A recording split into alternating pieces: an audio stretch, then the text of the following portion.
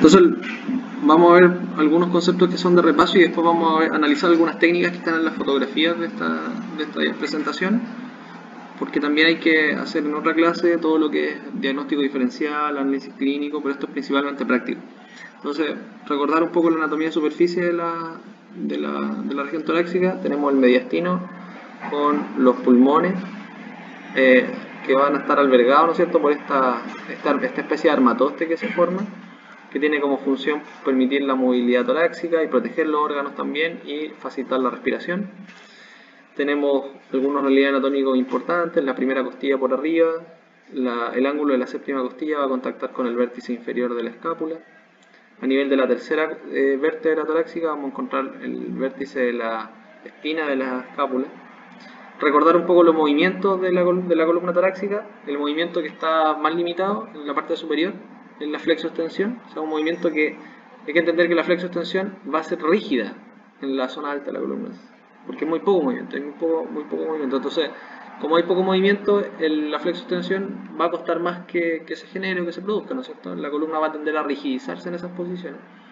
Y a medida que se va descendiendo hasta los segmentos T10, T11, T12, aumenta la flexoextensión en la columna torácica. Finalmente hacia la columna lumbar vamos a tener que esta siga aumentando hasta L5-S1. O sea, desde esta zona hacia abajo la flexoextensión va aumentando en la columna torácica, pero antes de eso es mínimo, ¿ya? Entonces aquí tenemos una zona de alta movilidad en la zona cervical baja, que después contacta con una zona de baja movilidad en la columna torácica alta, en la charnela cérvico-torácico. Por lo tanto, esta es una zona de transición entre mucha movilidad y poca movilidad. Por eso es que en esta zona se tiende a facilitar la rigidez y en esta zona tiende a facilitarse la hipermovilidad, ¿sí? Sobre todo en lo que es flexoextensión.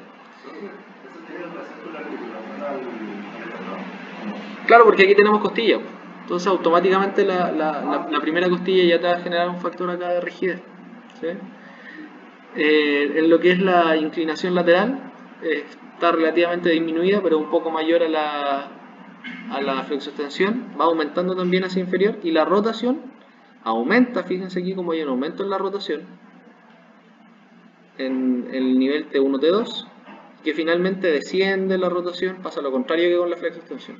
O sea, la flexoextensión parte de una zona de muy baja rotación en C7, T1, y finalmente aumenta mucho hasta T1, T2, y después vuelve a disminuir hacia la zona torácica baja para comportarse muy parecido a las vértebras lumbares. Por lo tanto, aquí las facetas van tomando una orientación más parecida a las facetas lumbares, ¿no es cierto? Se comportan más como las facetas lumbares, además que no hay costilla. O sea, las costillas aquí son flotantes, por lo tanto no fijan. Entonces, la charnela, lo que vamos a tener, la charnela torácica alta, cérvico-torácica, rotación primaria, limitación de la flexoextensión, y la inclinación va a ser también un movimiento relativamente disminuido, ¿ya? En la escoliosis, nosotros, ¿qué es lo que vamos a notar? Que la escoliosis a nivel torácico son más notorias y evidentes. ¿Por qué? Porque si se dan cuenta, el movimiento de rotación, sobre todo en las torácicas altas, es mayor. Entonces tenemos más rotación en las vértebras torácicas de lo que tenemos en las vértebras lumbares y de lo que tenemos por lo menos en la parte baja de la columna cervical. Entonces, ¿qué es lo que facilita esto? Facilita que las vértebras torácicas muestren su rotación. Por eso es que nosotros observamos más claramente las escoliosis en la columna torácica, porque ahí se puede notar la rotación vertebral, porque las vértebras están capacitadas de realizar esta rotación vertebral cuando existe una distorsión que puede ser estructural o funcional.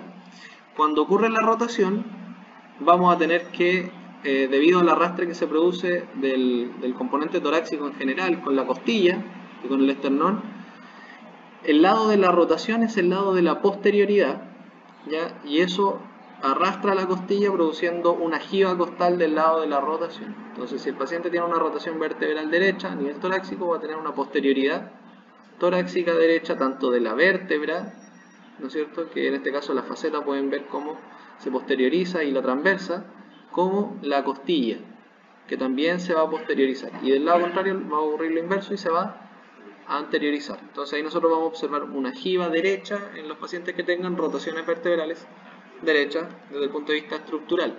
Y eso se nota según la tercera ley de Freyet cuando el paciente hace la flexoextensión, porque a medida que hace la flexoextensión, lo que va ocurriendo es que el movimiento en un plano va limitando el movimiento en el resto de los planos. O también, entendido de otra forma, cuando tú flexionas, la vértebra se va poniendo en la posición que le queda cómoda, que es la posición de la distorsión. En este caso, si la vértebra está facilitada en la rotación derecha, si tú flexionas, se va a facilitar la rotación derecha durante la flexión, porque a medida que va flexionando, el paciente va a ir perdiendo, ¿no es cierto?, el resto de las 3 dimensiones del movimiento. Si yo hago flexión, debería disminuir la inclinación y debería disminuir la rotación. Entonces lo que va a hacer la vértebra es posicionarse donde está más cómoda. Por lo tanto, utilizamos ahí el test de Adams, que nos sirve para ver en flexión las rotaciones vertebrales. Panjabi dice que en la columna cervical la rotación y la inclinación van del mismo lado, y a nivel torácico se comporta más o menos de la misma forma en la región torácica alta, pero a partir de T4 hasta T8 puede ocurrir tanto en patrón directo como en patrón indirecto. O sea, puede ser que las vértebras roten e inclinen al mismo lado, como puede ser que roten e inclinen al lado contrario, ¿ya? Y en las lumbares lo lógico sería que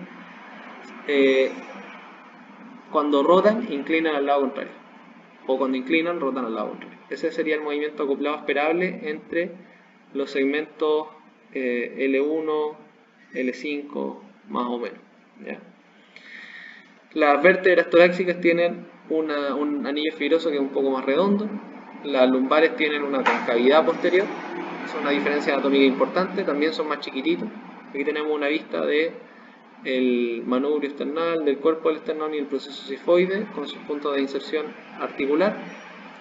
La costilla, tremendamente importante porque también va a guiar en parte la movilidad del tórax. Piense que si un paciente, por ejemplo, tuviera una escoliosis o un problema a nivel torácico, este paciente no solamente va a tener la distorsión a nivel de la columna, sino que puede ser que si se generó en el desarrollo, tenga las costillas de un lado también de distinto tamaño o van a estar en disfunción. Entonces participa todo como parte del segmento, ¿no es cierto?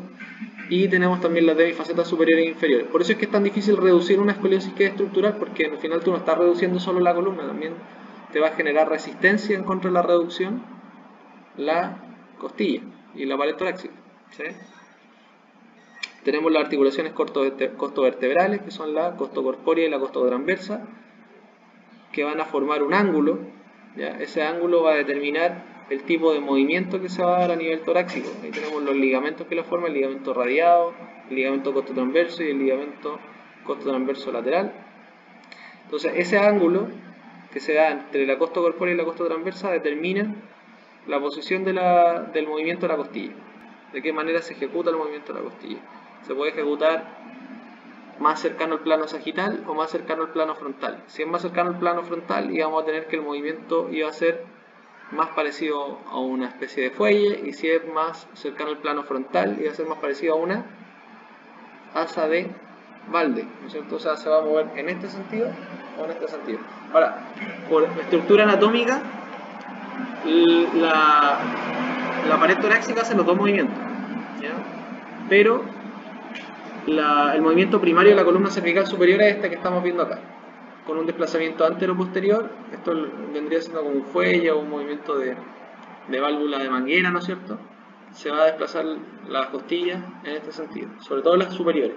Y las que son más inferiores, aunque como les digo, bien todas las costillas tienen un poco de los dos, pero las más inferiores tienen un movimiento más de asa de balde, ¿sí? El movimiento de asa de balde es el que vemos acá. Entonces se mueve con un eje que está más cercano al plano sagital. Ahí tenemos los dos movimientos. Entonces las costillas superiores, vamos a ver que la expansión es mayormente antero-posterior, por lo tanto el eje de movimiento está en este sentido más cercano a un eje latero-medial o latero-lateral, y en las costillas más inferiores el eje va a ser un poco más cercano al plano sagital, por lo tanto va a ser un poco más antero-posterior, y eso va a facilitar la expansión más lateral que antero-posterior de las costillas, ¿ya? Ahora, en suma se genera un poco de la combinación de los dos, ¿sí? Y eso permite la movilidad de la vértebra. Durante la extensión de tronco, lo que ocurre es que las vértebras torácicas van a desplazarse en su parte intermedia hacia adelante. O sea, nosotros si vemos una sifosis torácica, un aumento de la curvatura torácica en flexión, vamos a notar que las vértebras del medio están más posteriores y las vértebras superiores y las inferiores están más anteriores. O sea, por eso se forma una curva de concavidad anterior. Entonces, si nosotros notamos que las vértebras hacen lo contrario, que hacen un desplazamiento anterior, quiere decir que la columna está haciendo extensión, ¿sí? Al hacer extensión, las torácicas lo que estamos haciendo es llevarla hacia adelante, ¿ya? Eso produce una expansión a nivel torácico en la región anterior que hace que los cartílagos costales se distiendan. O sea, si yo hago la extensión, los cartílagos costales van a tender a separarse y a tratar de abrirse. Y en ese mismo movimiento lo que está haciendo la costilla es tratar también de ir desde la cabeza hacia adelante, pero desde el cuerpo de la costilla, la parte anterior se va a desplazar hacia posterior. O sea, la costilla está haciendo esto. Están yendo por posterior hacia adelante, pero por anterior se están abriendo hacia afuera y están yendo hacia atrás. Están rotando las costillas, en otras palabras, en sentido de una especie de rotación externa, ¿ya? Eso es lo que ocurre durante la extensión. Y eso va acompañado, como lo ven acá, de un movimiento de rotación posterior. O sea, la costilla rota hacia posterior y por lo tanto lo que facilita es que suban las costillas desde la parte anterior,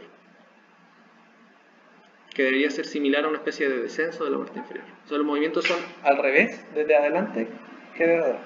Si yo hago extensión, la vértebra se va hacia adelante, la costilla en la cabeza lo que hace es también irse hacia adelante, y lo que hace por delante es irse hacia atrás y hacia afuera. Y lo que hace es rotar hacia posterior, por lo tanto al rotar hacia posterior asciende la costilla por delante y tiende a descender por detrás. Eso es en extensión. En flexión es lo contrario, ¿sí? Entonces esto es más parecido a una inspiración, ¿sí? Es más parecido a una inspiración, pero no necesariamente 100% acoplado, ¿ya? Pero parecido. Durante la rotación vamos a tener que la vértebra rota hacia la derecha y al rotar hacia la derecha se produce un fenómeno en el cual, toco esto un poquito para no perderse, del lado de la rotación, aquí estamos rotando hacia la derecha, la vértebra va hacia atrás y al ir hacia atrás de este lado hace que la costilla rote hacia adelante del lado de la rotación, por lo tanto la desciende. Y del lado que la costilla fue hacia adelante, empuja, o sea, de la vértebra fue hacia adelante, empuja también la costilla hacia adelante y ese lado queda en extensión. Entonces, si yo hago una rotación derecha, teóricamente el lado izquierdo queda en extensión y el lado derecho queda en flexión. Eso hace que a la rotación derecha, la costilla del lado derecho sube por delante y desciende por detrás. Sube por delante y desciende por detrás. Y la costilla del lado izquierdo, ¿qué hace? Espera, déjame ver si está bien, sí. Aquí estamos rotando a la derecha y el lado que rota a la derecha, lo que vamos a tener es que descienda por delante. Sí. Desciende por delante y esto sería equivalente más o menos a una especie de ascenso por detrás. Y en el lado contrario a la rotación, si rotamos hacia la derecha, el lado izquierdo, aquí tenemos que asciende por delante la costilla, ¿sí? Y es equivalente más o menos a que descienda por detrás, o sea, hace una rotación posterior. En este caso hizo una rotación anterior. Si yo roto a la derecha, la costilla, en otras palabras, lo que está haciendo es rotar hacia adelante. Y al rotar hacia adelante tiende a bajar por delante, que es lo más importante, ¿sí? Entonces, este lado, ojo, este lado se está comportando como una extensión. ¿Por qué? Porque, acuérdense, en la extensión, ¿qué es lo que ocurría? La vértebra iba hacia anterior. Entonces, ¿qué es lo que está ocurriendo acá? De este lado se fue hacia adelante, por lo tanto, este lado se comporta como extensión y este lado se comporta como flexión, para efectos de la costilla, ¿sí? Sí, es un poco enredado, pero lo van a sacar. Entonces, en lateroflexión, si inclino hacia la izquierda, va a ocurrir que la vértebra acá hace una inclinación izquierda, por lo tanto hace una rotación derecha. Inclino a la izquierda, la vértebra rota a la derecha. Al rotar a la derecha, este lado se va hacia adelante y ocurre lo mismo. el lado derecho tiende a quedar un poquito más anterior y eso genera la extensión desde el punto de vista de la costilla del lado izquierdo, claro. Entonces hice la inclinación hacia la izquierda, pero roto hacia la derecha. Pero el lado de la inclinación hace que la costilla se comporte como se comportaría del lado de la extensión. O sea, sería una costilla que va hacia adelante acá, del lado izquierdo. ¿Queda claro? Profesor, más que nada para que se vayan adaptando la zona costilla, ¿no? ¿Está bien? ¿Cómo? Sí. Se vayan adaptando. Como que se acomoden entre ellas mismas para no sacar. Claro, de hecho, algunos autores proponen de que el movimiento de rotación inversa que se da, el hecho de que la columna, por ejemplo, acá lo que está ocurriendo, inclino a la izquierda pero roto a la derecha, eso ocurriría un poco por la costilla. ¿Ya? Podría ser como causal en el fondo de que se genere ese movimiento en sentido inverso, porque lo que está haciendo el cuerpo ahí es que al inclinar hacia la derecha, la costilla empuja hacia adelante a la vértebra. Desde el mismo lado al bajar la costilla, porque baja una costilla sobre la otra y eso hace que la costilla empuje hacia adelante. Y al empujar hacia adelante se llega a la vértebra. ¿Sí? Eso es una forma que tienen las costillas como de no chocar y las vértebras tampoco de no chocar. ¿Ya? Entonces aquí ocurre lo que les decía yo. Si tenemos que la costilla va por delante, hacia arriba y hacia adelante, significa que por detrás va hacia abajo y hacia atrás. Y por el lado debería ir hacia afuera. Entonces si este movimiento fuera el contrario, esto iría hacia adentro. ¿Qué movimiento sería entonces si lo acopláramos con la columna torácica? Con una rotación o con un movimiento, una extensión. Acuérdate, si en la extensión, ¿qué pasaba con la costilla adelante? En la extensión, por eso coloqué acá la extensión que hace la costilla aquí, se va hacia adelante y aquí rota hacia atrás. ¿Qué ocurre aquí? Se eleva y se separa. Entonces tenemos lo mismo. Aquí, ¿qué tenemos? Aquí se va hacia arriba y hacia adelante, por lo tanto se va hacia afuera, o sea, se separa. ¿Y qué hizo atrás? Hacia atrás y hacia abajo. Eso es una extensión.